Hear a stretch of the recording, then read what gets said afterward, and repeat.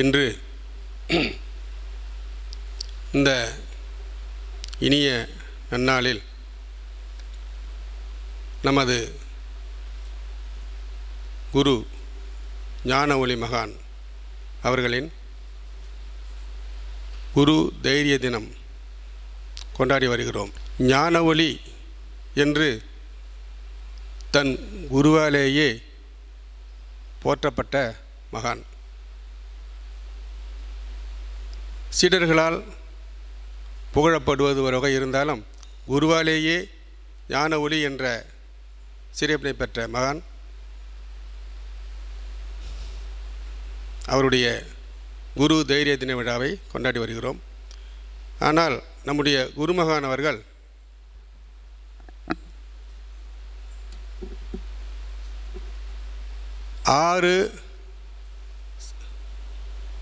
கேட்கல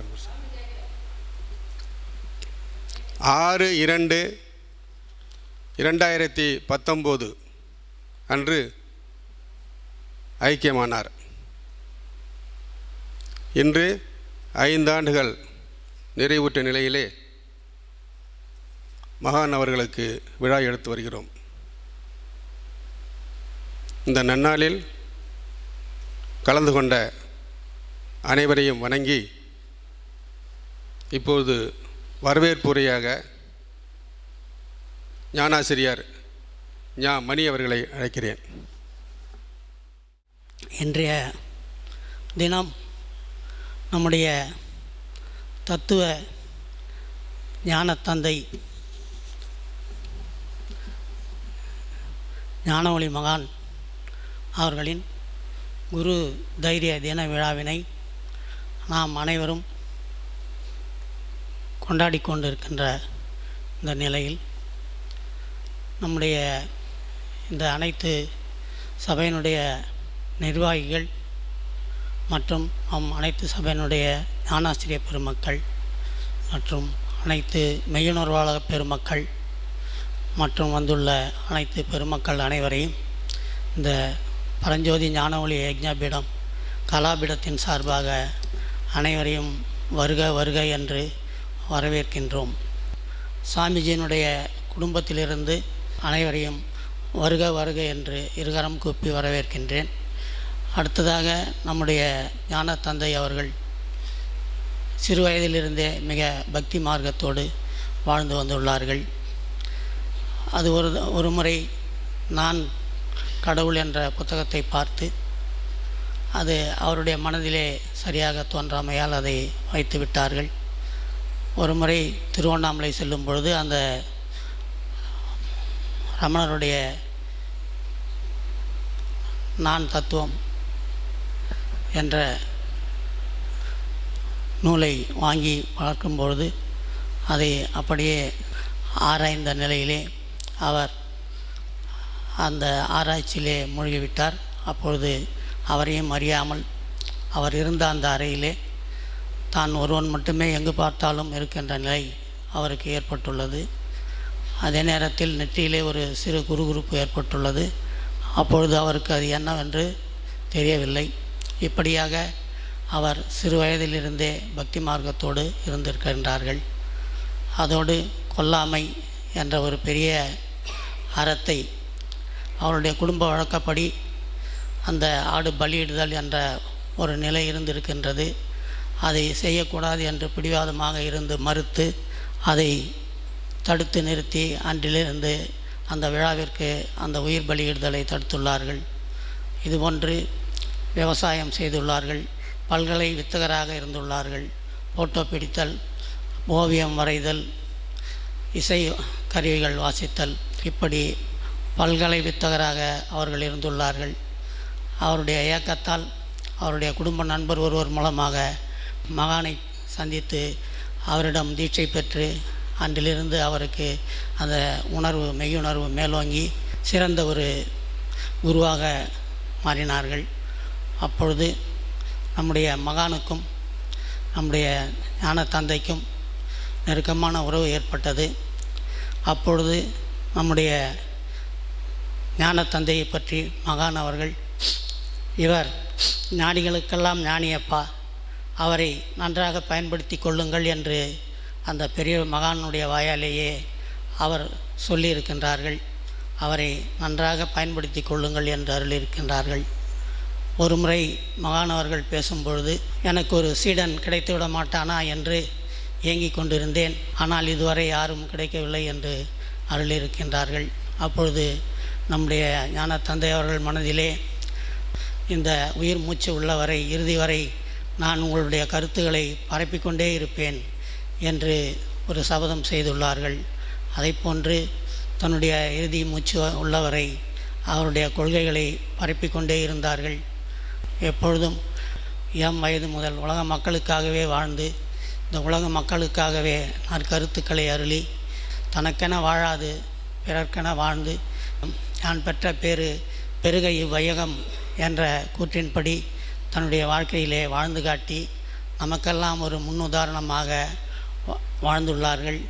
மகானுடைய கருத்துக்களையும் நம்முடைய சாமியினுடைய கருத்துக்களையும் இடைவிடாது தியானித்து நாமும் அவர்களைப் போல வாழ்விலே உயர வேண்டும். அதுதான் நாம் அவருக்கு செலுத்தக்கூடிய பெரிய ஒரு தட்சணையாகும் என்று அவர் அடிக்கடி கூறுவார். உங்களுடைய முகமலர்ச்சியும் உங்கள் உள்ளத்திலே இருக்கின்ற அந்த பூரிப்பும் தான் எனக்கு நீங்கள் கொடுக்கின்ற பெரிய காணிக்கை என்று அருள்வார்கள். எனவே இந்த நன்னாளிலே அனைவரும் ஒற்றுமையாக சந்தோஷத்தோடு நிலையான நிம்மதியோடு நல்ல ஆரோக்கியத்தோடு வாழ்வாங்கு வாழ எல்லாம் வல்ல அந்த இறையருள் நம்முடைய மகான்கள் அருள் புரிய வேண்டும் என்று கேட்டுக்கொண்டு வாய்ப்பளித்தமைக்கு நன்றி தெரிவித்துக் கொள்கிறேன்.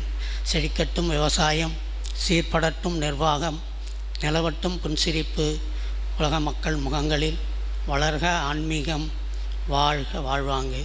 சந்தோஷம் சந்தோஷம் சந்தோஷம். அடுத்ததாக அனுபவ உரை கோவை பீடத்தைச் சேர்ந்த மெய் சியாம்லா அவர்கள் தன்னுடைய அனுபவத்தை வழங்குவார்கள். ஞானவல்லல் பரஞ்சோதி மகான் அவர்களுக்கும் பரஞ்சோதி ஞானவழி மகான் அவர்களுக்கும் என் குருவின் நமஸ்காரங்கள். உலக அறிவாளிகளே, உங்கள் அனைவருக்கும் சந்தோஷம். என் பேர் ஷியாம்லா. நான் கோவை பிஎன் புதூர் சபையிலிருந்து வந்திருக்கேன். எனக்கு 6/2/2020 தீட்சை குரு வரதராஜன் ஐயா அவர்கள் கொடுத்தாங்க. எனக்கு ஃபஸ்ட்டு அவர் எடுத்த உடனே தீட்சை கொடுத்துடல. இங்கே என்ன நடக்குது என்ன ஏதுன்னு நான் போய் கேட்டப்போ, நீங்கள் வாங்க சபைக்கு வாங்க பாருங்க அப்படின்னாங்க. நானும் சபைக்கு போனேன். 2019 நவம்பர் அப்படி இருந்து போயிட்டுருக்கேன். எனக்கு உடனே அவர் தீட்சை கொடுத்துடல. டெய்லி வாங்க சபை நிகழ்வுகளில் கலந்துக்கோங்க அப்படின்னு சொன்னார் ஐயா. நானும் போனேன், அங்கே போய் இருந்தேன், எல்லாம் பார்த்தேன். அவங்க எப்படி நடந்துக்கிறாங்க, எவ்வளோ ஒரு தாயுள்ளத்தோடு எல்லாரும் பார்த்தாங்க, எப்படி இவங்கக்கிட்ட இப்படி ஒரு நல்ல ஒரு பண்புகளும் விசுவாசமும் இப்படி இருக்கேன்னு எனக்கு ரொம்ப ஆச்சரியமாகவும் அதிசயமாகவும் இருந்தது. ஏன்னா செல்ஃபிஷான இந்த வேர்ல்டில் இவங்க மட்டும் எப்படி இப்படி இருக்காங்கன்னு சொல்லிட்டு. அப்போது எனக்கு தீட்சை 6/2/2020 அவங்க கொடுத்து நம்ம தினமும் நம்ம சுவாமிஜியை பற்றி பேசும்போது தான் தெரிஞ்சுது சுவாமிஜியோட தாயுள்ளமும் எல்லாத்தையும் அரவணிக்கிற பண்பும் அவங்கக்கிட்ட இருந்து இவங்களுக்கு வந்ததே இப்படி இருக்குன்னா நம்ம சுவாமிஜி எப்படி இருந்திருப்பாரு. நான் நான் மட்டும் இல்லை, எங்கள் சபையில் நாங்கள் தீட்சை வாங்கும்போது எங்கள் சாமிஜியிலன்னெல்லாம் நாங்கள் பார்க்கவே இல்லை. அந்த ஏக்கம் எங்களுக்குள்ள ரொம்ப ரொம்ப தினமும் எங்களை வாட்டுச்சு.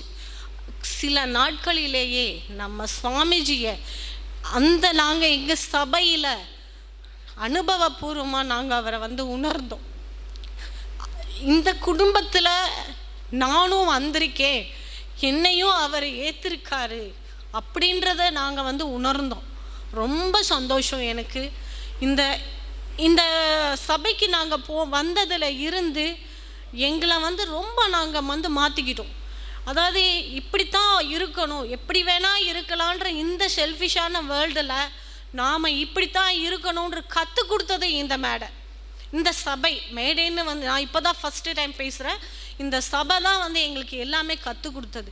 நாங்கள் அவரை பார்க்காதது நாங்கள் பண்ண துரதிர்ஷ்டம்னு நினச்சிருந்தப்போ எங்களை ஒவ்வொரு அனுபவத்திலையும் அவரை உணர வச்சாங்க.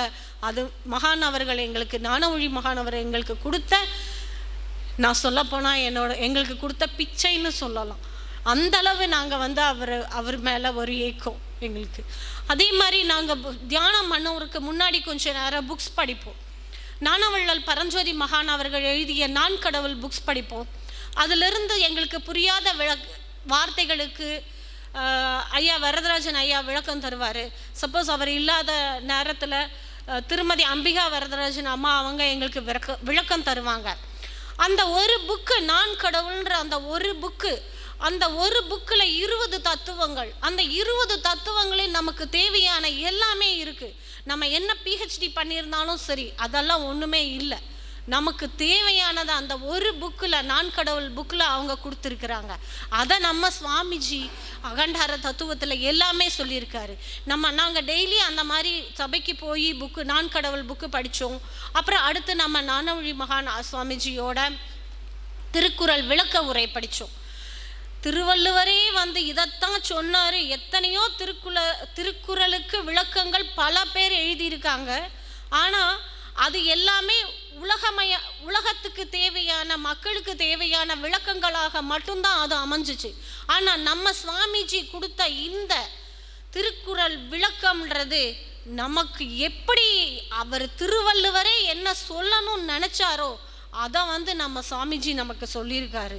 அவ்வளோ ஒரு அற்புதமான திருக்குறளை வந்து பொதுமறைய இவ்வளவு தெளிவாக, இவ்வளவு நமக்கு தேவையான, நமக்கு என்ன தேவையோ அதை அப்படி ஒவ்வொரு குறள்லையும் அவர் நமக்கு விளக்கம் கொடுத்து நம்மளை எந்த அளவு நல்வழிப்படுத்தியிருக்காருன்றது என்னோட அனுபவத்தில் நான் வந்து ரொம்ப உணர்ந்திருக்கேன். என்னோட வாழ்க்கையில் இப்போது நம்ம எங்கள் குரு வரதராஜ ஐயா வந்து இந்த ஆகஸ்ட் 23 வந்துட்டு அங்கே கோவையில் எல்லாத்துக்கும் நம்ம சாமிஜி தியானம் உபதேசம் வாங்கினாருன்றதுனால அங்கே எல்லாத்துக்கும் சாப்பாடெல்லாம், அதாவது இல்லாதவங்களாம் தேர்ந்தெடுத்து ஒவ்வொரு ஆசிரமத்துக்கும், எந்த ஆசிரமத்தை நிறைய உண்மையாலே சிக்காக இருக்காங்க, யாருக்கு பண உதவி தேவைப்படுது, பொருளாதாரம் யாருக்கு மருந்து வேணும், ஒவ்வொரு இடத்துலையும் அவர் போய் சர்ச் பண்ணுறது தான் அவரோட ஒர்க்கு.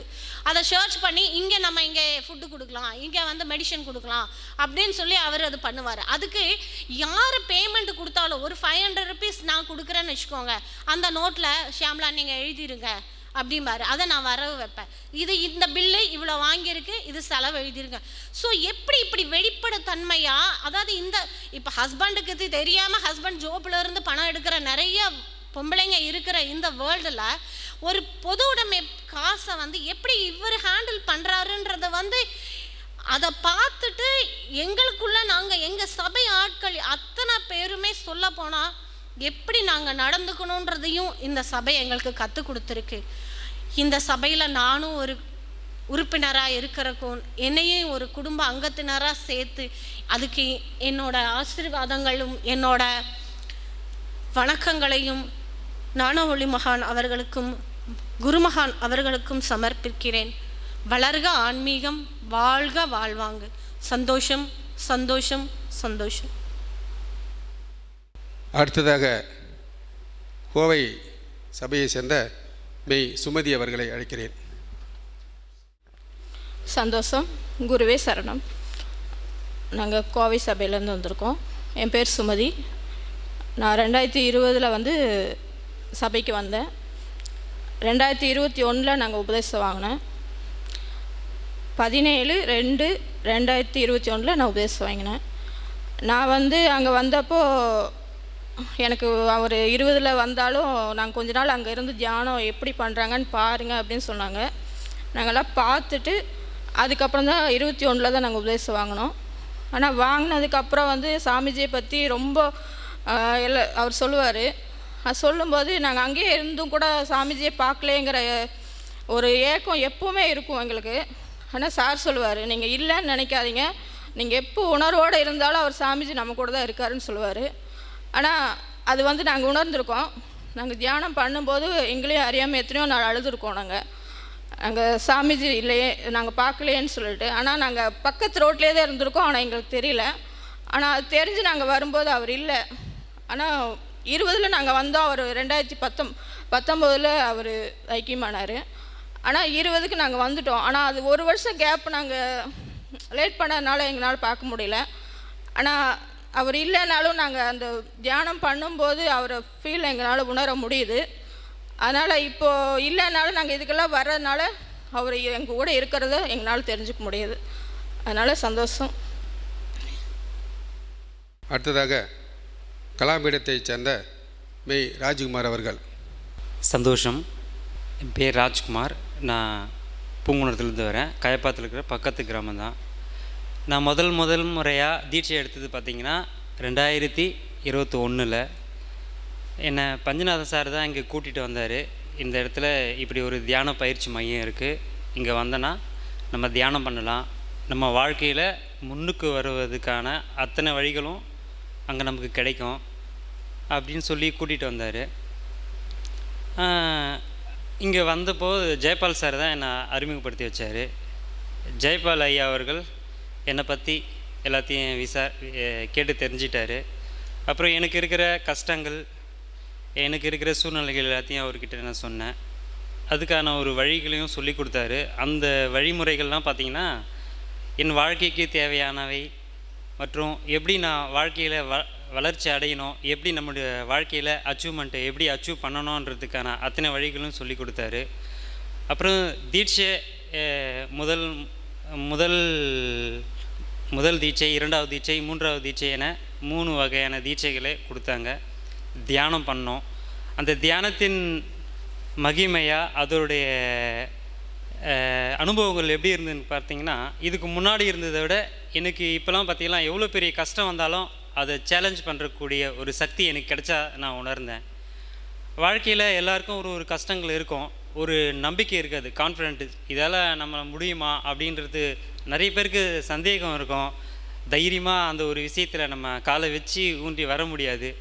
ஆனால் நம்ம மகான் அவர்கள் சொல்லி கொடுத்த வழியில் நம்ம ஜெயபால் ஐயா அவர்கள் எங்களுக்கு சொல்லி கொடுத்தது விஷயத்தெல்லாம் நான் காதில் நல்லா உள்வாங்கி கொண்டு வாழ்க்கையில் இப்படியெல்லாம் ஃபேஸ் பண்ணலாமா அப்படின்னு சொல்லிட்டு நிறைய ஆராய்ச்சி பண்ணி அதில் எனக்கு சக்ஸஸும் கிடச்சிருக்கு. சக்ஸஸ் கிடைச்சதுனால இந்த பரஞ்சோதி ஞானவழி மகானுடைய கொள்கைகளை ஏற்றுக்கிட்டு அதுக்கு தகுந்த மாதிரி இன்னை வரைக்கும் நாங்கள் செயல்பட்டு வரோம்.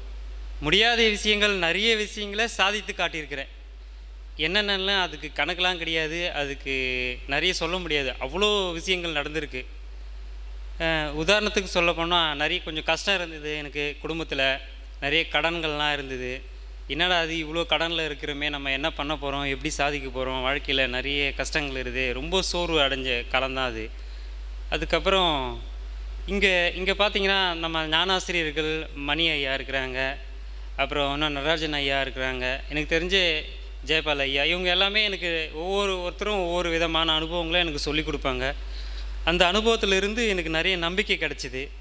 அந்த நம்பிக்கை மூலயமா இன்றைக்கி நிறைய எந்த ஒரு செயல் எடுத்துக்கினாலும் சரி, அந்த செயலில் வெற்றி கிடைக்கிறதுக்கான அத்தனை வாய்ப்புகளும் ஒருத்தரும் ஒன்று சொல்லி கொடுத்ததுலேருந்து அதுலேருந்து நான் செலக்ட் பண்ணி எடுத்து இன்றைக்கி நல்ல முறையில் சந்தோஷமாக இருக்கிறேன். அப்புறம் நம்ம மகான் அவர்கள் எழுதிய வாசகத்தில் ஒரு விஷயம் பார்த்திங்கன்னா, அவர் சொல்லிட்டு போன அந்த வார்த்தைகளை எனக்கு ரொம்ப பிடிச்ச ஒரு வார்த்தை, என் மனசை ரொம்ப இழுத்த ஒரு அறிவுமயமான இவ்வுலகில் தன்னைத்தான் அறிந்து தன் சக்தியை அபிவிருத்தி செய்து கொண்டு அதை அன்றாட வாழ்வின் தேவைகளுக்கு பயன்படுத்தி ஆனந்தமாய் வாழ்ந்து ஐக்கிய முத்தி அடைதலே வாழ்வின் நோக்கமாகும். நம்ம பரஞ்சோதி ஞானவழி மகான் எழுதி வச்சுட்டு போயிருக்காரு. அதை ஆழ்ந்து ஒவ்வொரு வார்த்தையும் ஒவ்வொரு தடவை படிக்கும்போது ஒவ்வொரு கருத்துக்கள் நமக்கு தெரியுது. இது சம்மந்தமாக நிறைய நான் ஆராய்ச்சி பண்ணிட்டு தான் இருக்கிறேன். ஒவ்வொரு வரியிலையும் அது எப்படின்னா, ஒரு அணுவை பிளந்து அதில் ஆழ்கடலை எப்படி நுழைச்சா எவ்வளோ ஒரு கடலையே உள்ளே வச்சுருக்கிறாங்களோ அந்த அளவுக்கு நம்ம பரஞ்சோதி ஞானவழி மகான் அவர்கள் இதுக்குள்ளே எல்லாத்தையுமே வச்சுருக்கிறாரு. இதை படித்தாலுமே நம்ம வாழ்க்கையில் சந்தோஷத்தை அடைஞ்சிடலான்றது ஒரு நம்பிக்கை எனக்கு இருக்குது. இன்னும் நிறைய எனக்கு சந்தேகங்கள் இருக்குது. அது படிக்க இன்னும் சந்தேகங்கள் வந்துட்டு தான் இருக்குது. ஒவ்வொரு நாளும் ஒவ்வொரு சந்தேகங்கள். அதெல்லாம் அதை கேட்டு தெரிஞ்சுக்கணும்னா நமக்கு நாள் பத்தாது. வாழ்க்கையில் அவ்வளோ இருக்குது. இந்த நான் கடவுள் புக்கை எடுத்து படித்தோம்னா ஒவ்வொரு தடவையும் ஒவ்வொரு சந்தேகங்கள். நான் இன்றைக்கி படிப்பேன், ஒரு சந்தேகத்தை கேட்பேன், அதுக்கு பதில் கொடுத்துருவாங்க. மறுபடியும் படிப்பேன், இன்னொரு சந்தேகம் ஏற்படும். மறுபடியும் படிப்பேன், இன்னொரு சந்தேகம் ஏற்படும். அப்படி ஏகப்பட்ட அந்த நூல்கள், அந்த நான் கடவுள் புத்தகத்தில் எல்லாமே உள்ளே இருக்குது. அதை படித்து முடிச்சிட்டாலுமே நம்ம முத்தி அடைஞ்சிடலான்ற அளவுக்கு ஒரு நம்பிக்கை எனக்கு வந்துடுச்சு. ஒவ்வொரு நாளும் நம்ம ஞானாசிரியர்கள் எனக்கு என்னென்ன தேவையோ அத்தனையும் கொடுத்துக்கிட்டு தான் இருக்கிறாங்க. நானும் ஒவ்வொரு நாளும் கற்றுக்கிட்டு தான் இருக்கிறேன். இன்னும் நிறைய நான் தியானம் பண்ணணும் முயற்சிக்கிறேன். டைம் பத்தலை, இருந்தாலும் முடிஞ்ச வரைக்கும் ஒரு நாளைக்கு ஒரு வேலையாவது தியானம் பண்ணிட்டு தான் வரேன். அதை 3 வேலையாக மாற்றணும்னு சொல்லிட்டு முயற்சி பண்ணுறேன். ஏன்னா நிறைய வேலைகள் இருக்குது. அந்த வேலையில் என்னால் இதை கான்ஃபிடெண்ட்டாக பண்ண முடியல. ஆனால் எப்போ நம்ம தியானம் பண்ணுறோமோ அப்போதைக்கு ஒரு ரிலாக்ஸ் இருக்குது, மைண்டு ஃப்ரீயாக இருக்குது. அதனால் அது விரும்பி இன்னும் மறுபடியும் நம்ம எல்லோரும் சேர்ந்து 3 வேளை தியானம் பண்ணுறதுக்கு பழகிக்கணும், நேரம் ஒதுக்கணுன்றது தான் என்னோடய ஆசை. நான் மட்டும் இல்லாமல் நீங்களும் அதே மாதிரி அதுக்காக தியானத்துக்கு டைம் ஸ்பெண்ட் பண்ணி நல்லா தியானம் பண்ணுங்கள். இது என்ன மாதிரி உள்ள உணர்வாளருக்கு நான் சொல்கிறேன், மற்றவங்களுக்கு யாருக்கும் இல்லை. வாய்ப்பு கொடுத்ததுக்கு ரொம்ப நன்றி, சந்தோஷம். மத்திய பீடம் மேய் சரண்யா சசிகுமார் அவர்கள். குருவே சரணம், சந்தோஷம். என்னோடய பேர் சரண்யா. நான் தாம்பரம்லேருந்து வந்திருக்கேன். சரண்யா சசிகுமார், தாம்பரம்லேருந்து வந்திருக்கேன். குரு தைரிய விழா இதில் பார்ட்டிசிபேட் பண்ணுறது எனக்கு ரொம்ப சந்தோஷமாக இருக்குது.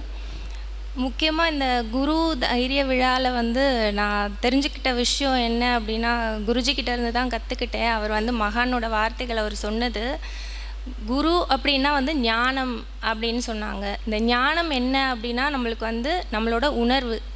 இந்த உணர்வை ஆக்சுவலாக நான் ரீசெண்டாக தான் எடுத்தேன். 4 monthsக்கு முன்னாடி தான் நான் என்னோடய ஸ்டேஜஸ்லாம் நான் கம்ப்ளீட் பண்ணேன்.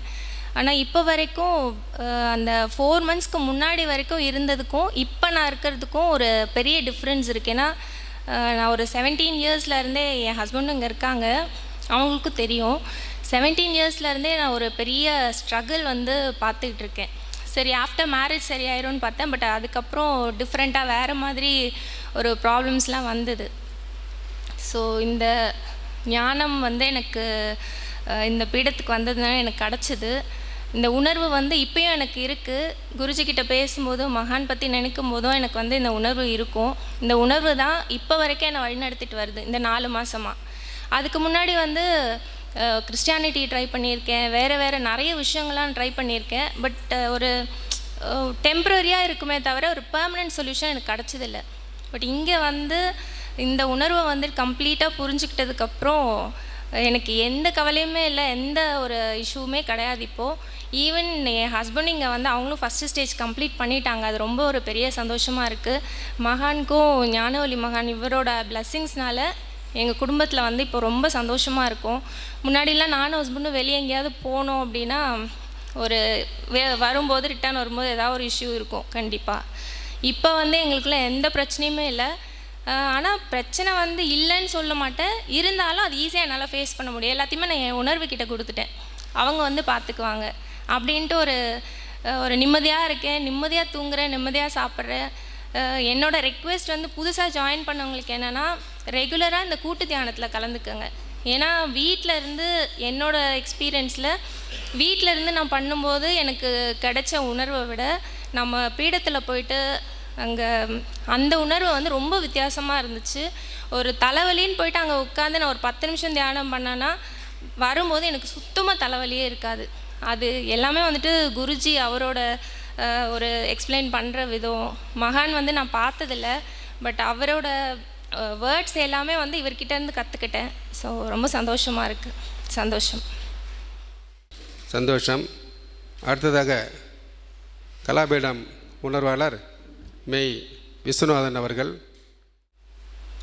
வளர்க ஆன்மீகம், வாழ்க வாழ்வாங்க.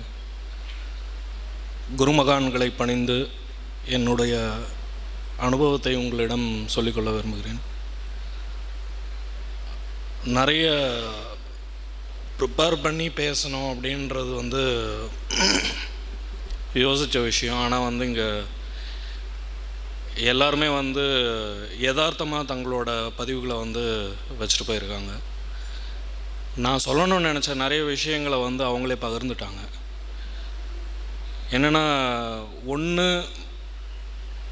இங்கே பக்கத்துலேயே தான், பக்கத்து ஒரு 2 கிலோமீட்டர் கூட கிடையாது, பெரிய களக்காடு என்னோடய கிராமம். இத்தனை வருஷமாக இங்கே போயிருக்காங்க, கிட்டத்தட்ட 15 வருஷம் இங்கே இருந்திருக்கிறாங்க மகானவர்கள். ஆனால் அவர்களை நேரில் சந்திக்கிற பாக்கியம் வந்து கிடைக்கலன்ற அந்த வருத்தம் இருந்தது. ஆனால் அதை தாண்டி ஒரு விஷயம் என்னென்னாக்கா, அவரோட பாதுகாப்புலேயும் அரவணைப்புலேயும் இப்போ வந்து இருக்கிறோம் அப்படின்றது வந்து ஒரு பெரிய பலத்தை தருது. ஏன்னா இங்கே வந்து அவரோட சமாதியில் உட்காந்து தியானம் பண்ணும்போது அவர் கூடவே இருக்கிற ஒரு அனுபவம் வந்து இருக்குது. அந்த விதத்தில் கொடுத்து வச்சவங்க அப்படின்ட்டு தான் நான் நினைக்கிறேன். இங்கே வர்றதுக்கு முன்னாடி வந்து நான் வந்து கார்ப்பரேட்டில் வந்து ஒர்க் பண்ணேன். கிட்டத்தட்ட வந்து ஒரு 20 இயர்ஸ் வந்து சென்னை வாழ்க்கை. திசை தெரியாமல் ஓடிட்டு இருந்த காலம். பக்தி மார்க்கத்தில் இருந்தமே தவிர, பக்தி மார்க்கத்தில் முறையாக வந்து ஒரு பூஜையோ புனஸ்காரமோ ஏதாவது பண்ணணுன்ட்டு யார்கிட்டையாவது போயிட்டு கேட்கணும்னு நினச்சாக்கா அதை வந்து பணம் பண்ணுறதுக்கு தான் பார்த்தாங்களே தவிர நம்ம கரெக்டான டைரக்ஷன் வந்து கிடைக்கல. எத்தனையோ தேடல். இவரோட இந்த வாழ்க வளமுடன் அவங்க இதுக்கும் வந்து ஒரு தடவை போயிருந்தேன். தீட்சை கொடுக்குறேன்ட்டு கொடுத்தாங்க. ஆனால் என்னால் எதையுமே உணர முடியல. ஒரே சத்தம், சுற்றி சத்தம். ஆனால் அது தேவையில்லைன்ட்டு அன்றைக்கி ஒரு நாள்லேயே வந்து முடிச்சுட்டு வெளியில் வந்துட்டேன் நான். அதுக்கப்புறம் தேடல் இருந்தது. எங்கேயாவது போனேன்னா உட்காருவேன், கொஞ்சம் நேரம் வந்து உட்காந்து தியானம் பண்ணுறேன் அப்படின்னு சொல்லிட்டு உட்காருவேன். ஆனால் அது உண்மையான தியானம் கிடையாது. அமைதியாக உட்காந்து இருந்துட்டு எழுந்திரிச்சு வர்றதோட சரி. கொஞ்சம் ஒரு சில கோவில்களில் வந்து வைப்ரேஷன் இருந்தது. இதையெல்லாம் தாண்டி வந்து உண்மையை தெரிஞ்சுக்க மாட்டோமா அப்படின்ட்டு வந்து தேடிகிட்டே இருந்தேன். அந்த சந்தர்ப்பத்தில் தான் வந்து என்னை இங்கே வந்து குரு வந்து இழுத்தார். நீ அலைஞ்சதெல்லாம் போதும், வாடா இங்கே என்கிட்ட அப்படின்ட்டு. இது வந்து ஒரு 2 பேர் மூலமாக வந்து நிகழ்ந்தது. ஒன்று வந்து கலாபீடத்தை சேர்ந்த திரு கார்த்திக் அவர்கள், மெக்கானிக்காக இருக்காங்க ஆச்சர்பாகத்தில். அவங்கக்கிட்ட ஒரு தடவை என் வண்டியை வந்து சரிபார்க்கறதுக்கு கொண்டு போகும்போது மகானோட படம் அவரோட கடையில் இருந்தது. அதை பார்த்துட்டு கேட்டேன், இது கயப்பாக்கத்தில் இருக்கிற ஆசிரமம் தானே அப்படின்ட்டு கேட்டேன். ஆமான்னு சொல்லி அவர் பேசுகிறதுக்கு ஆரம்பித்தார். அதுக்கப்புறம் வந்து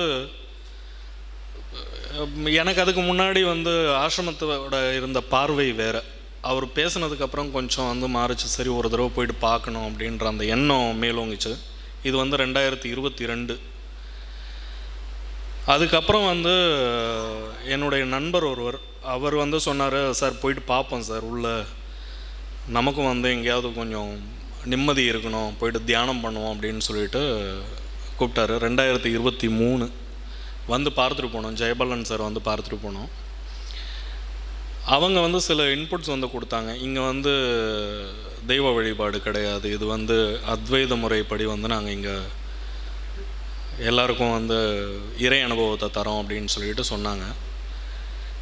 இதில் நீங்கள் என்ன சார் ஹெல்ப் பண்ணுவீங்கன்னு கேட்டேன். நான் பண்ணுறதுக்கு எதுவுமே கிடையாது, நாங்கள் காமிப்போம், வழி காமிப்போம், நீங்களாக தான் தேடணும், உங்களோட ஆராய்ச்சிக்குள்ளே தான் வந்து எல்லாமே வரும் அப்படின்னு சொல்லி அவங்க வந்து சில விஷயங்கள் வந்து பகிர்ந்துட்டாங்க. இது வரைக்கும் அப்படி தான் நடந்திருக்கு. அதுக்கப்புறம் வந்து தீட்சை எடுத்தோம் 2023 கடைசியில், அக்டோபர்னு நினைக்கிறேன், எனக்கு சரியாக தேதி ஞாபகம் இல்லை. அதுக்கப்புறம் எனக்கு ஏற்பட்ட அனுபவங்கள் மிகப்பெரியது, சொல்ல முடியாத அனுபவங்கள் நிறைய இருந்துச்சு. நிறைய விஷயங்கள். இதுக்கு முன்னாடி எனக்கு வந்து பயங்கரமாக கோபம் வரும், யாராவது ஏதாவது சொன்னாங்கன்னா. ஆனால் பொய் சொல்ல தெரியாது. யாராவது தப்பாக பேசுனாங்கன்னா கோபம் வரும், டக்குன்னு ரியாக்ட் பண்ணுவேன். அதெல்லாம் இப்போ மாறி இருக்குது. அது வந்து நமக்கு தேவையில்லாத விஷயம். நம்ம யார் ரியாக்ட் பண்ணுறதுக்கு? அவங்க தப்பே செஞ்சாலும் நம்ம யார் அதை வந்து சுட்டி காட்டுறதுக்கு? நம்மக்கிட்டே 1000 குறை இருக்குது. சரி, அதனால் இந்த விஷயங்கள்லாம் இங்கே வந்ததுக்கப்புறம் எனக்கு தெரிய ஆரம்பித்தது.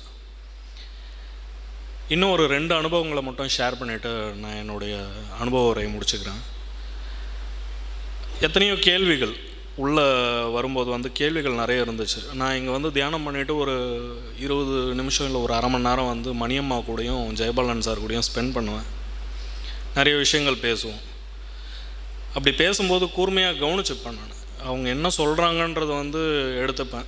ஒரு தடவை வந்து பேசிகிட்டு இருக்கும்போது அவங்கக்கிட்ட ஒரு கேள்வி ஒன்று கேட்டேன். நான் எல்லோரும் வந்து ஒரு பக்தி மார்க்கத்துலேயோ இல்லை வந்து இந்த மாதிரி ஒரு ஞானப்பீடத்துலேயோ இருக்கும்போது எதுக்கு வந்து எண்ணங்கள் வந்து மாறுபடுது, எதுக்கு வந்து ஒரு பொறாமை அந்த மாதிரி குணங்கள்லாம் வந்து அவங்கக்கிட்ட வருது அப்படின்ட்டு கேட்கும்போது அதுக்கு தான் நாங்களும் பதில் தேடுறோம் அப்படின்னாங்க. ஆனால் அதுக்கு உண்டான பதில் எனக்கு கிடச்சிது. ஒரு தடவை இந்த ராமாயணம் கதை வந்து ஒரு தடவை பார்த்துட்டு இருக்கும்போது, ராவணன் வந்து அசுரனை சித்தரிக்கப்பட்டான். ஆனால் அந்த ராவணனும் வந்து நிறைய வரம் வாங்கியிருக்கான் சாமிக்கிட்ட. அங்கே என்ன வேறுபடுது அப்படின்றத பார்த்தப்போ, நல்லவர்கள் நல்ல திசையை நோக்கி போனாங்க, தீயவர்கள் அவங்க எண்ணம் தடம் மாறி கொஞ்சம் வழி தவறி போனதுனால ஏற்பட்டது. ஆனால் அவங்களுக்கும் பக்தி இருந்திருக்கு. நம்ம எல்லாருக்குள்ளேயும் பக்தி இருக்குது. த சாய்ஸஸ் அவர்ஸ், நம்ம எந்த பக்கம் போக போகிறோம் அப்படின்றது தான். ஸோ அது வந்து எனக்கு உணர்த்துச்சு. ரெண்டாவது அனுபவம் வந்து பார்த்திங்கனாக்கா, எல்லாருமே மனுஷங்க தானே. என்ன தான் உணர்வோடு வந்து பயணித்தாலும் ஒரு சந்தர்ப்பத்தில் நம்மளை மீறி வந்து சில விஷயங்கள் நடக்குது. அப்படிப்பட்ட ஒரு சூழ்நிலை எனக்கு ஏற்பட்டுச்சு. என்னென்னா வந்து ஊரில் ஒரு பொது விஷயம், தகாத வார்த்தைகளால் என்னை திட்டாங்க.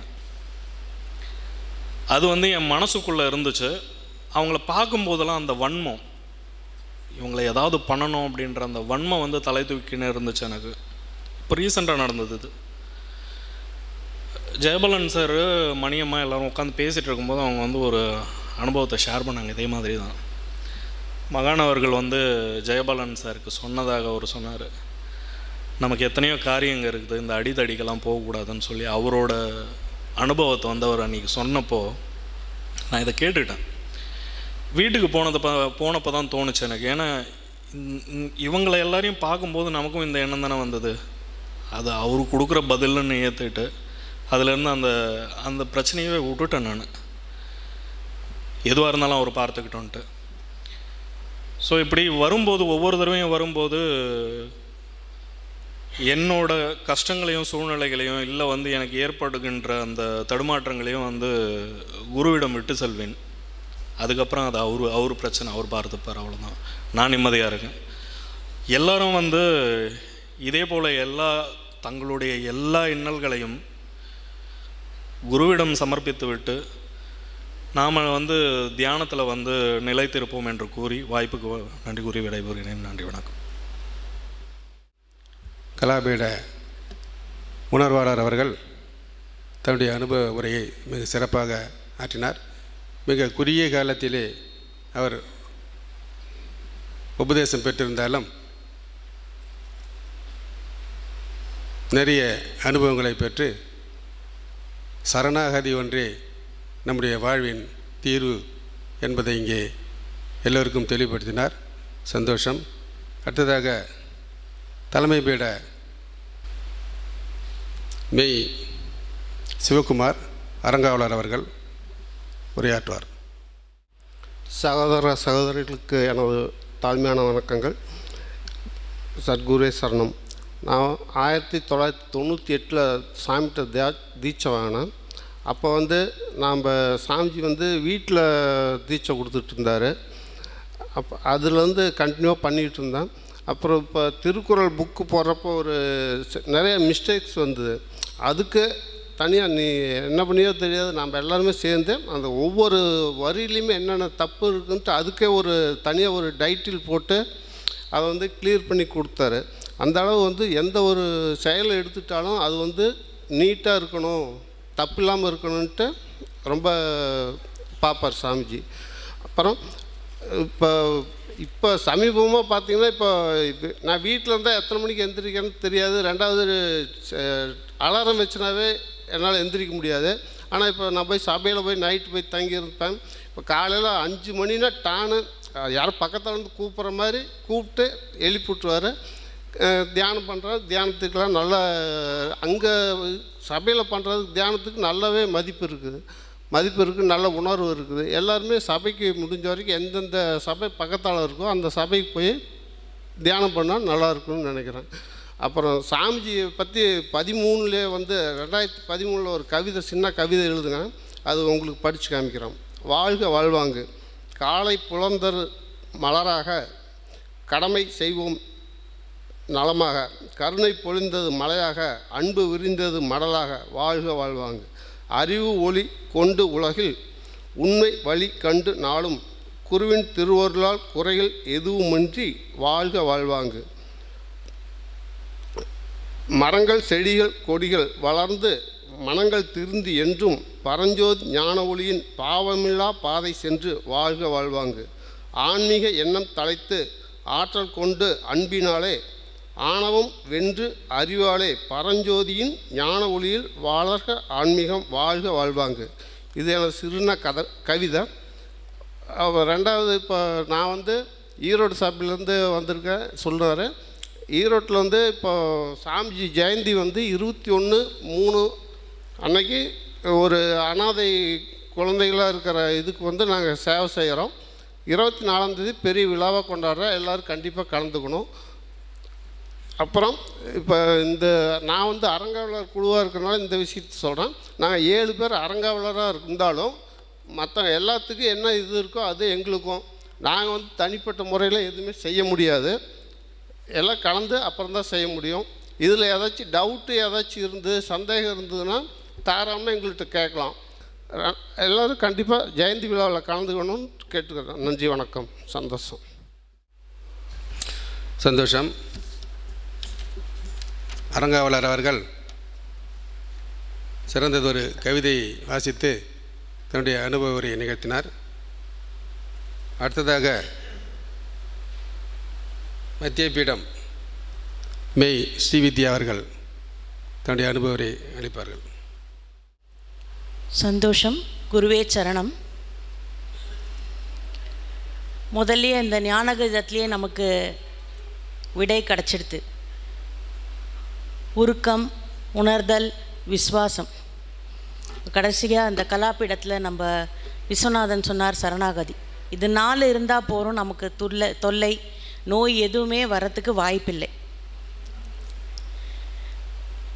இன்றைக்கி குரு தைரிய தின விழா. நம்ம எல்லாரும் இங்கே கூடியிருக்கோம். எப்படி கூடியிருக்கோம்? குரு இருக்கிறார் அப்படின்ற தைரியத்தில் தான் நம்ம இங்கே எல்லாம் வந்திருக்கோம். அவர் கொடுத்த அந்த தொட்டு கொடுத்த உணர்வு நமக்கு தைரியமாக நமக்கு இருக்குது அப்படின்ற தைரியத்தில் வந்திருக்கோம். அந்த தைரியம்தான், அந்த பலம்தான் நம்ம எல்லாரையும் வழி நடத்தி கொண்டு இருக்கிறது. இனியும் வழி நடத்தும். இங்கே வந்திருக்க ஒவ்வொருத்தரும் நிறைய ஆர்ப்பரிப்போடு தான் வந்திருக்கோம். வீட்டில் பிரச்சனை, பண கஷ்டம், இது நடக்கலை அது நடக்கலை அப்படின்னு நிறைய மனத்தாங்களோடு தான் இங்கே வந்திருக்கோம். ஆனால் இந்த இடத்துக்கு வந்ததுக்கப்புறம் நம்மையும் அறியாமல் இது எல்லாத்தையும் தொலைச்சிட்டு அந்த உணர்வோடு ஒன்றிடுறோம். அதுதான் இந்த சபையோட மகிமை. இந்த தைரிய தின விழாவில் நம்ம வீட்டில் ஒவ்வொரு வீட்டு கதவை நம்ம தட்டினாலும் எங்கே கேட்டாலும் கஷ்டம், போராட்டம், இன்பம், துன்பம் இதெல்லாம் மாறி மாறி மாறி மாறி மாறி எல்லார் வீட்லேயும் நம்ம கேட்டுக்கிட்டு தான் இருக்கோம். ஆக மொத்தம் ஒவ்வொருத்தரும் தேடுறது என்ன? நிலையான நிம்மதி, அமைதி, ஆரோக்கியம். இதுதான் தேடுறோம். ஒவ்வொரு தடவையும் என்னோடய அனுபவத்தை நிறைய நான் பகிர்ந்திருக்கேன். இந்த தடவை பொதுவான ஒரு என்னோட கருத்தை இங்கே பதிவிடுறேன். எப்படி அப்படின்னு கேட்டிங்கன்னா, இப்போ இந்த ஆர்ப்பரிப்பில் தான் நம்ம வீட்டில் நம்ம எல்லோரும் ஒருத்தருக்கு ஒருத்தரே பேசிப்போம். அமைதியே இல்லை, நிம்மதியே இல்லை, எங்கேயாவது போயிடலான்னு பார்க்குறோம். அப்படி நம்ம போகும்போது நம்மளுக்கு முதல் சாய்ஸாக வர்றது என்னென்னா, ஒரு கோயிலோ இல்லை ஒரு கடற்கரைக்கோ நம்ம போகிறோம். கோயிலுக்கு போகிறோம், அந்த படபடப்பு அடங்கி அந்த அபிஷேக ஆராதனைகள்லாம் நம்ம மனசு ஒன்றி போய் நம்ம ஒரு அமைதிக்கு அங்கே வரோம். எவ்வளோ நேரம்? கொஞ்சம் நேரம்தான். சரி, கடற்கரைக்கு போகிறோம், காலை வைக்கிறோம், அந்த ஜில்லுன்னு இருக்கிற அந்த தண்ணியில் நம்ம மனசு கொஞ்சம் அப்படியே அடங்குது. அந்த படகு போகிறது, அங்கே விளையாடுறது, அந்த இதெல்லாம் பார்த்துக்கிட்டு அமைதி ஆகிடுறது கொஞ்சம் மனசு. அது எவ்வளோ நேரம்? கொஞ்சம் நேரம். எல்லாம் விடுங்க. சாயந்தரம் ஒரு வெயில் தாழம் போய் மொட்டை மாடியில் நின்று அண்ணாந்து அந்த வானத்தை தான் நாங்கள் பார்க்குறோம். எல்லோரும் பார்க்குறோம். பார்க்கும்போது அந்த நட்சத்திரங்கள், அந்த நிலா, அந்த இருள், அந்த அமைதியான சூழல், ஆரவாரமே இல்லாத அந்த சூழல், அது கொஞ்சம் நேரம் நமக்கு அமைதியை தருது. அதுவும் கொஞ்சம் நேரம். எல்லாமே கொஞ்சம் கொஞ்சம் கொஞ்சம் கொஞ்சம் நேரம்தான். ஆனால் திருப்பி நீங்கள் வீட்டுக்கு வரும்போது, அலுவலகத்துக்கு போகும்போது அதே அங்கலாய்ப்பு, அதே ஆர்ப்பாட்டம், அதே போராட்டம், அதே துன்பம், அதே இன்பம். இதில் என்ன மாறி இருக்கு? ஒன்றுமே கிடையாது. அப்போ நம்மெல்லாம் தேடி போகிறது எதை? ஒரு யதார்த்த நிலை. அந்த யதார்த்த நிலை நாங்கள் என்னது ஒன்றுமே புரியலையே. என்ன அப்படின்னு கேட்டால் ஒன்றுமே இல்லைங்க. நம்மளோட யதார்த்த நிலை என்னென்னா அமைதியாக இருக்கிறது, ஆனந்த நிலையில் இருக்கிறது. நம்ம ஏற்கனவே அதில் தான் இருக்கோம். அதை நம்ம தக்க வச்சுக்கிறதுக்கு நம்ம முயற்சி செய்கிறதுக்கு தான் நம்ம இங்கே சபைக்கு நம்ம வரோம். ஒன்று கூடி இந்த தியானத்தை நம்ம செய்யும் போதும் உணர்வை கூட்டி கொள்ளும் போதும் தானாக படிப்படியாக நமக்கு அதில் முன்னேற்றம் கிடைப்பது அப்படின்றது நிஜமாகவே உண்மை. சரி, இந்த யதார்த்த நிலைன்றது அமைதி, ஆனந்த நிலை அப்படின்னு சொல்கிறோமே. இந்த ஆனந்த நிலையை எப்போ பார்க்குறோம்? நம்ம ஆழ்ந்த உறக்கம் போய் படுக்கிறோம், நம்மளையும் அறியாமல் தூங்கி போயிடுறோம். கனவு இல்லை, டிஸ்டர்பன்ஸ் இல்லை, எந்த தொல்லையும் இல்லை. காலையில் கண் விழித்து பார்த்ததுக்கப்புறம் தான் நமக்கு தெரியுது, ஆஹா நான் இன்றைக்கி நிம்மதியாக தூங்கினேன்ப்பா, ஒரு சச்சரவு இல்லை என் மைண்டில். எழுந்துக்கும் போது அவ்வளோ இதுவாக இருக்குன்னு காலையில் எழுந்து தான் நமக்கு தெரியுது. அந்த ஆனந்த நிலை எப்பொழுதும் தக்க வைத்து கொள்ள வேண்டும் அப்படின்னா நம்ம இந்த உணர்வை நல்லா பழகிக்கணும் அப்படின்றது தான் நம்ம மகான் எப்போவுமே சொல்வார். சுவாமிஜி எப்போவுமே ஒரு கேள்வி கேட்பார் எங்களை எல்லாரையும் பார்த்து, உணர்வோடு இருக்கியாமா அப்படின்னு எப்போவுமே கேட்பார். அந்த உணர்வு எது அப்படின்றது தான் நம்மளுடைய யதார்த்த நிலை, அமைதியான நிலை, ஆனந்தமான நிலை. அந்த ஆனந்தமான நிலையை தக்க வச்சுக்கிறதுக்குன்னா நம்ம எல்லாரும் போராட்டம் பண்ணிக்கிட்டே இருப்போம். நான் கடவுளில் மகான் சொல்லியிருப்பார், ஒரு நதியில் ஒருத்தர் நீந்தி கொண்டே போகிறான். அவன் அந்த அலையோடையே சேர்ந்து போகும்போது தான் அந்த கரையை போய் சேர முடியும். அதற்கு மீறி எதற்கு போராட்டம் பண்ணானா அவன் கரை போய் சேர முடியாது. அதனால் நாம் என்ன பண்ணணும்னா அந்த உணர்வோடு அப்படியே ஒன்றி போய் அதோடையே விசுவாசமாக உருக்கமாக அதை உணர்ந்து நம்ம செய்தோம்னா கண்டிப்பாக நம்ம மேம்படலாம் அப்படின்றத தான் அவர் சொல்லுவார். அதே திருவள்ளுவர் தன்னுடைய கடவுள் வாழ்த்தில் குறட்பா 10 சொல்லுவார், பிறவி பெருங்கடல் நீந்துவர் நீந்தார் இறைவனடி சேராதார் அப்படின்னு சொல்லுவார். அப்படின்னா என்ன? நம்ம பிறவி கடலை தாண்டி போகணும் அப்படின்னு சொன்னால் அந்த இறைவன் அடியே எவன் ஒருவன் சேர்கிறானோ அவனுக்கு இந்த ஜனனம் மரணம் அப்படின்ற கவலையே இருக்காது, அவனுக்கு அது கிடையவே கிடையாது. ஆனால் எவன் ஒருவன் இறையடி சேரலையோ அவனுக்கு திருப்பியும் ஜனனம் மரணம் என்ற பிணியில் திருப்பியும் சிக்குவான். புனரப்பி ஜனனம் புனரப்பி மரணம் என்ற சூழலில் திருப்பி சுழற்சியில் வந்துக்கிட்டே இருப்பான். அதனால் மகான்கள் நமக்கு சொன்னது போல் நம்ம உணர்வை கூட்டி கொண்டு பாட்டு பாடினா கேட்டோம் நம்ம எல்லாருமே. அந்த உருக்கம், உணர்தல், விசுவாசம் எல்லாத்தையும் போட்டு உணர்வை கூட்டும்போது அந்த ஆண்டவன்ற ஆனந்த சாகரத்தில் கண்டிப்பாக நம்ம எல்லாம் லயமாகலாம். அதுக்கு தான் நம்ம பிறவி எடுத்திருக்கோம். அந்த பிறவி பயனை அடையிறதுக்கு தான் நம்ம இந்த சபைக்கு வந்திருக்கோம். கண்டிப்பாக எல்லாரும் அடைவோம், அதில் சந்தேகமே துளி கூட கிடையாது. அதுக்கு நமக்கு என்ன வேணும்? குரு தைரியம். அந்த தைரியம் நமக்கு கொடுத்துருக்கார். அவர் ஸ்தூலமாக இருக்கிறார், உணர்வாக நம்மளோட இணைஞ்சு ஒவ்வொரு நிமிஷமும் நம்மளை செயல்படுத்தி கொண்டு இருக்கிறார், எந்த பாகுபாடும் இன்றி. ஸோ அந்த உணர்வை கூட்டுறது மட்டும்தான் நம்மளுடைய வேலையாக இருக்கணும். எல்லா கேள்விகளுக்கும் தியானம் செய், உணர்வை கூட்டு, இவ்வளவு தான் பதிலுங்க. இது நம்ம பண்ணால் தானாக நம்மளுக்கு எல்லாமே எட்டும். அதனால் வாரீர் வருவீர், சந்தோஷம். அடுத்ததாக குபேந்திரன் அவர்கள், தஞ்சை பீடம். சந்தோஷம். குருவே சரணம். நான் முதல்ல 7/9/2009 அன்றைக்கி தான் உபதேசம் வாங்கினேன். அது 2 நாள் முன்னாடி தான் ஒரு பௌர்ணமி கூட்டம் தஞ்சை பெரிய கோயிலில். அங்கே கூட்டத்தில் இருந்தப்போ இந்த மாதிரி ஈரோட்டில் ஒரு சுவாமிஜி இருக்காங்க, அங்கே போய் பார்க்கலான்னு என்னுடைய நண்பர் ஒருத்தர் சொன்னார். அது மஞ்சமண்டி ரமேஷ்னு ஒருத்தர் சொல்லியிருந்தார் அவர்கிட்ட, ஈரோடு சபையிலேருந்து. போகிறேன். நான் சாமிஜி வந்து இப்படி உட்காந்துருக்காங்க, நான் இப்படி நடந்து வர்றேன். வந்துட்டே இருக்கப்போ சாமி அப்படியே கண்ணீர் வடிக்கிறேன், நானும் கண்ணீர் வடிக்கிறேன். அதான் சாமி சொல்கிறாங்க, நான் ரொம்ப நாளாக எதிர்பார்த்தேன்ப்பா, நீ இன்றைக்கி தான் வந்து சேர்ந்துருக்க அப்படின்னு சொன்னாங்க. எனக்கே தூக்கி வாரி போட்டுச்சு. உடனே என்னை அப்படியே கட்டி ஆற தழுவி உடனே உபதேசம் வாங்கிக்கிறியா அப்படின்னாங்க. சரிங்கய்யா அப்படின்னேன். ஜெயபால் சார் தான் நமக்கு ஃபஸ்ட்டு ஸ்டேஜ் சாமிஜி முன்னிலே கொடுத்தாங்க. உபதேசம் வாங்கிட்டு 2010 மெட்ராஸ்க்கு வந்தேன். 3rd ஸ்டேஜ் மெட்ராஸ் வந்து வாங்கினேன். சாமியால் ரொம்ப நடக்க முடியல, மாடிப்படி ஏற முடியல அப்படின்னு சொன்னாங்க.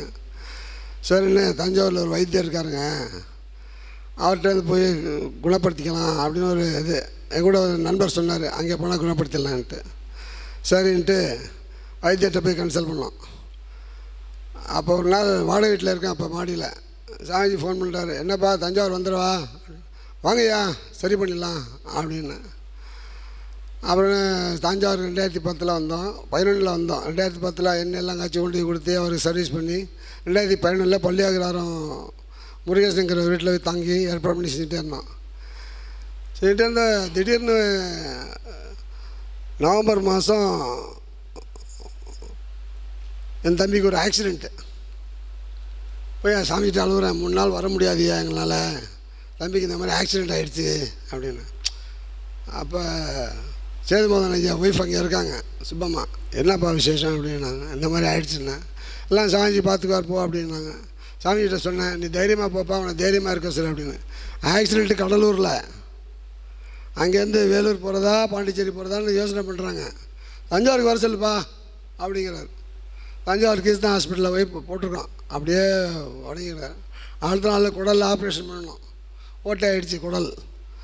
என்ன பண்ணுதுங்க ஐயா, என்ன செய்கிறது எனக்கு புரியல. டாக்டர் மெட்ராஸ்லேருந்து வரணுங்கிறாங்க, வேலூரில் வரணுங்கிறாங்க, பாண்டிச்சேரி போகணுங்க. ஒன்றும் கவலைப்படாதப்பா, நாளைக்கு மதியானம் 3:30 மணிக்கு டாக்டர் வருவார் அப்படின்னார். சரி, ஆப்ரேஷன் தியேட்டர் அழைச்சி போகிறேன் 3:30 மணிக்கு. காலையில் 7 மணிக்கு இன்னொரு டாக்டர் ஃபோன் பண்ணுறாரு, நமக்கு தெரிஞ்ச டாக்டர். 3:30 மணிக்கு அப்பாயின்மெண்ட்டு, திருச்சிக்கு வந்திருக்கார் டாக்டரு, வந்துடுவார்னு. சரின்னு 3:30 மணிக்கு டாக்டர் வீட்டுக்கு உள்ள அழைச்சி போகிறோம். என்னப்பா தம்பி ஆப்ரேஷன் தியேட்டர் போகிறாரா? ஆமாங்கய்யா அப்படின்னா.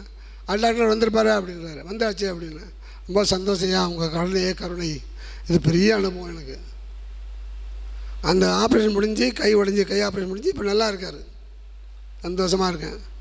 அதனால் சாமிஜி எப்போவும் நம்மளை வழி நடத்தி கொண்டே இருக்கார். அவர்கிட்ட சாஷ்டாங்கமாக சரணாகதி அடைஞ்சிடணும். அப்படி அடைஞ்சிட்டோன்னா நமக்கு எந்த கவலையும் கிடையாது. எந்த நேரத்துலையும் 24 மணி நேரம் உணர்வோடே இருக்கணும். உணர்வை கவனித்து எந்த வேலை செய்யறதா இருந்தாலும் அந்த உணர்வோடு செய்யணும். உணர்வை கவனிச்சுட்டே செஞ்சோம்னா எந்த பிரச்சனையுமே வராது. அந்த மாதிரி இந்த வரைக்கும் அந்த நிலையில் தான் நானும் இருக்கேன். அதனால் எல்லோரும் இந்த உணர்வை கவனித்து இந்த சபைக்கு எல்லோரையும் அழைத்து வந்து உணர்வை கொடுத்து மக்கள் வாழ்வாங்கு வாழ வேண்டும் என்று கூறி குருமகானின் வேண்டிக் கொண்டு செழிக்கட்டும் விவசாயம், சீர்படட்டும் நிர்வாகம், நிலவட்டும் சிரிப்பு என்று சொல்லி முறை சந்தோஷம். வாழ்க வாழ்வாங்க.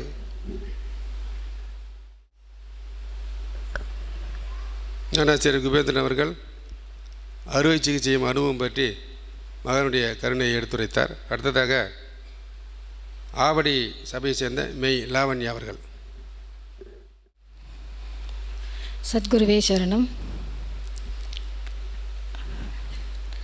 இன்றைக்கு குரு தைரிய தின விழா.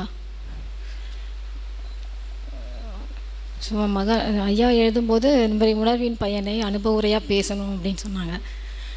உணர்வின் பயன் அப்படின்போது அதை உணர்வுனாலே எல்லாமே உணர்வு தான். எல்லாமே அதுவாக இருக்கும்போது நாம் அதனுடைய பிச்சையிலும் அதனுடைய இச்சையிலும் நாம் வாழ்ந்துட்டுருக்கோம். நாம் அதை பற்றி பேசுறதுல என்ன இருக்க போகுது, ஒன்றுமே புரியலை. சரி, எதை பேசுறது? சுவாமியை பற்றி பேசுகிறதா, மகானை பற்றி பேசுகிறதா, உணர்வை பற்றி பேசுகிறதா, அவர்கள் சொல்லிக் கொடுத்த பாடத்தை பற்றி பேசுகிறதா, நம்முடைய அனுபவங்களை பேசுகிறதா? அதெல்லாம் பேச ஆரம்பித்தோம்னா 10 பத்தாது. 5 நிமிடங்கள் சொல்லியிருக்காங்க. ஸோ அதெல்லாம் நம்மளால் இங்கே எதுவுமே பண்ணவே முடியாது. ஆனால் காலையில் எழுந்துக்கும்போது சுவாமி அந்த தியானம் முடித்தோடனே எனக்கு இவளுக்கு தோணினது ஒரே ஒரு விஷயம். இந்த சபையை பொறுத்த வரைக்கும் அவங்க 2 பேரையும் பார்க்கும்போது எனக்கு அந்த ஆதியின் முதல் 2 தத்துவங்கள்லாம் ஞாபகம் வந்தது. நான் இருக்கிறேன். இப்போ இவங்க பேசினவங்க எல்லாருமே, இந்த புதுசாக வந்தவங்க எல்லாம் பேசும்போது அவங்க 2 பேரும் அப்படி தான் உட்காந்துருக்காங்க.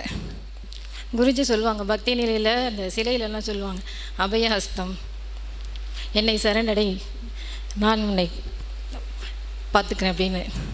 அந்த நிலையில் தான் அவங்க 2 பேரும் இருக்காங்க.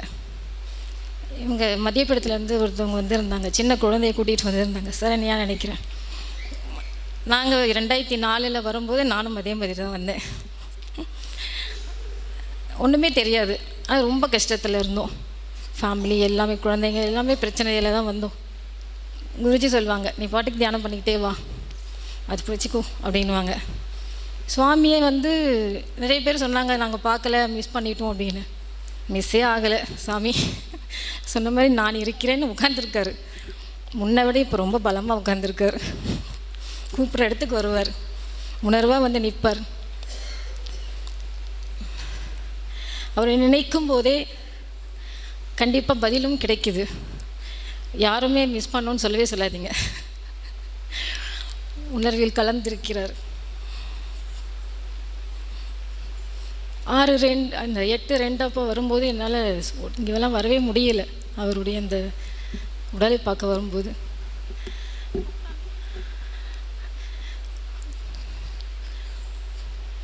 அது மாதிரி யாருமே மிஸ் பண்ணலை. இருக்கார், இருந்துட்டுருக்கார், இருப்பார். ஐயா அது உண்மையாலுமே அவர் இருந்து நடத்திட்டுருக்கார். எதுக்காகனா, இப்போ புதுசாக வந்து நிறைய பேர் சொல்லிகிட்டு இருந்தாங்க. அவங்க அனுபவத்தை சொல்லும்போது நாம் 2004 வந்து சொன்ன மாதிரியே இருந்தது. முன்னாடியெல்லாம் நம்ம தப்பு செஞ்சோம்னா யாருன்னா ஒருத்தரை தப்பு சொல்லிவிட்டு நாம் வந்து ஐயோ நான் பண்ணலை, இது அதனால தான் நடந்தது, இது இதனால் நடந்ததுன்னு சொல்லிவிடுவோம். ஆஃப்டர் உபதேசம் வந்து நாமளே ஜஸ்டிஃபை பண்ணிக்க முடியும். யார் மேலேயும் தப்பு சொல்ல மாட்டோம். இதில் என்ன தப்பு பண்ணோம், நாம் இதை எப்படி திருத்திக்கலான்னு நம்மளை தான் தேடுவோம். அப்போ உள்ளுக்குள்ளே இருந்து ஒருத்தர் நம்மளை வழி நடத்துறது நல்லா தெரியும். எதுவுமே நம்ம கண்ணியமாக நம்மளால் எது பண்ணவே முடியாது. ஏன்னா தப்பு பண்ணக்கூட அவங்களே சரி பண்ணிக்குவாங்க அப்படின்னு சொல்லிட்டு நம்மளுடைய எண்ணத்தை போடுங்கன்னுவாங்க. சுவாமியும் சரி, குருவும் சொல்லி, உன் எண்ணத்திலும் கண்களிலும் நான் இருக்கிறேன் அப்படின்னு சொல்லுவார். எண்ணம் சொல் சீராக இருப்பாரே ஜெகதீசன் அப்படின்வார். ஈசனையும் மனிதனாகிறான். அவருடைய ஒவ்வொரு வாக்கியத்தை பார்க்கும்போதெல்லாம் அதானே அதானே அதானேன்னு அவர் பின்னாடியே போவோம். நம்ம புரியாத பாஷையில் ஸ்லோகங்கள் இதெல்லாம் படிச்சுக்கிட்டு இருப்போம். ஆனால் மகானவர்கள் ரொம்ப எளிமையான தமிழில் நான் கடவுள்னு ஒரு புத்தகத்தை கொடுத்துட்டார். அதில் ஒவ்வொரு பக்கத்துலேயும் ஒவ்வொரு வரியும் படிக்கும்போது நம்மளால் அதில் எதுவுமே சந்தேகமே வராது. உன்னில் தோன்றும் நினைவுகளை நீயே உணர்ந்தால் 1000 குருக்களுக்கு சமமாவைன்னு சொல்லிட்டு எழுதியிருப்பார். இதெல்லாம் பார்க்கும்போது நம்ம அறிவுக்கும் நம்ம இதெல்லாம் எட்டுமா அப்படின்ற மாதிரி இருக்கும். நாங்களாம் சுவாமி இந்த 20 வருஷத்தில் ஒரு விரல் வெட்டி என்ற அளவுக்கு தான் நாங்கள் சந்திச்சிருப்போம். இந்த மாதிரி விழாக்களில் கிளாஸில் பார்ப்போம், அவ்வளோதான். ப்ரைவேட்டாலாம் நாங்கள் சுவாமி அவ்வளோவா பார்த்ததே இல்லை. பட் எல்லாருக்குமே ஒரே மாதிரி தான் எடுப்பார் கிளாஸு. எல்லாருக்கும் ஒரே மாதிரி அனுபவத்தை தான் கொடுப்பார்.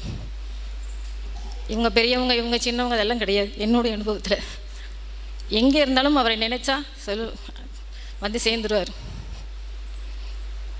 உன் கேள்வி எதுவாக இருந்தாலும் நின்று கேளு, அது கண்டிப்பாக யார் மூலியமாச்சும் நான் வந்து சொல்லுவேன்னு சொல்லுவார். அது நிதர்சன உண்மை. சுவாமியெல்லாம் நினைச்சாவே போதும், அந்த உருக்கம் எங்கேருந்து வருது செய்யாது. நான் கடவுள் புக்கில் எழுதின மாதிரி உருக்கமும் உணர்தலும் விசுவாசமும் இருந்தால் தொல்லையும் நோயும் தானே விலகும். அது நாமளே சரி பண்ணிக்கிறதுக்கான வழியை அதுவே காமிக்கும். அடுத்தது கொடியேற்றம் இருக்குது. நம்ம அனுபவத்தெல்லாம் இங்கே பேசவே முடியாது.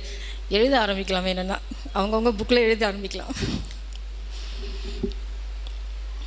செழிக்கட்டும் விவசாயம், சீர்படட்டும் நிர்வாகம், நிலவட்டும் புன்சிரிப்பு, உலக மக்களின் முகங்களில் வளர்க ஆன்மீகம், வாழ்க வாழ்வாங்க. சந்தோஷம் சந்தோஷம் சந்தோஷம். அடுத்ததாக ஆவடி பீடம் மெய் சரிதா அவர்கள். சந்தோஷம். குருவே சரணம். நம்மளுக்கு ஒவ்வொரு நேரத்துக்கும் ஒவ்வொரு அனுபவம் கிடைக்கிது. இப்போ எல்லாருமே அந்த அனுபவத்தை பகிர்ந்துக்கிட்டாங்க. உணர்வு வேறு, குரு வேறன்றதே கிடையாது. உணர்வு குருன்றது ஒன்று தான். அந்த உணர்வு நமக்குள்ளே இருக்கிறது. குரு எங்கே இருக்கார்? நம்மளுடைய எண்ணங்கள், செயல்கள், எல்லாத்துலேயும் இருக்கார். இந்த நம்மளுக்கு இப்போது ஒருத்தர் பிடிக்கும் பிடிக்காதுலாம் இதெல்லாம் எது செய்கிறது? நம்மளுடைய மனசு. அந்த மாதிரி ஒரு சில நேரங்களில் நம்ம வந்து ஒரு சில இடங்களுக்கு போக வேண்டி வரும். அது தவிர்க்க முடியாது. அந்த இடத்துக்கு போய் தான் ஆகணும் அப்படின்னும் போது 2 நாளைக்கு முன்னாடியே நான் நினச்சிட்டேன், நான் சாந்தமாக இருப்பேன், எனக்கு எந்த ஒரு இதுவும் இருக்காது என்னுடைய மனசில் அப்படின்ட்டு அந்த உணர்வோடு இருந்து நினச்சி, அப்புறம் அந்த வீட்டுக்கு போயிட்டு எல்லாமே செஞ்சுட்டு முடிச்சுட்டு வந்தப்போ அப்படி ஒரு அமைதி, அப்படி ஒரு சந்தோஷம் கிடச்சிது எனக்கு. இப்போ நம்ம அந்த உணர்வில் நம்ம என்ன போட்டோம்? அந்த ஒரு எண்ணத்தை போட்டோம். ஸோ எண்ணமே உலகம் அப்படின்னும் கூட சொல்கிறாரு அந்த நம்ம மகான். அந்த எண்ணத்துக்கு நம்ம எவ்வளோ ஒரு முக்கியத்துவம் கொடுத்துருந்தா நம்மளுக்கு அது மாதிரி ஒரு அனுபவம் கிடச்சிருக்கோம் அப்படின்றது எனக்கு ரொம்ப புரிஞ்சுது. அதில் என்னுடைய அனுபவமும் அதில் ஏற்பட்டது. அதோட இப்போது உணர்வும் உணர்தலும் ரெண்டும் இருந்தால் தான் அந்த ரெண்டுமே நம்மளுக்கு நல்ல அனுபவம் கிடைக்கும். வெறும் உணர்வுன்றது நம்ம உடம்புக்குள்ளே இருக்குது அப்படின்னு நினச்சிடாம நம்மளுடைய எண்ணத்தை முதல்ல அதை சீர்படுத்தும். அதையும் நம்ம அந்த அனுபவத்தில் பார்க்கலாம். இந்த எண்ணம் சீர்பட்டுடுச்சுன்னா காணும் பொருளெல்லாம் கடவுள் மயம்தான். நம்மளுக்கு யார் மேலேயும் எந்த கோபமும் எந்த ஒரு வெறுப்பும் இருக்காது. அதையும் நம்ம அனுபவத்தில் உணரலாம். சந்தோஷம். குருவே சரணம்.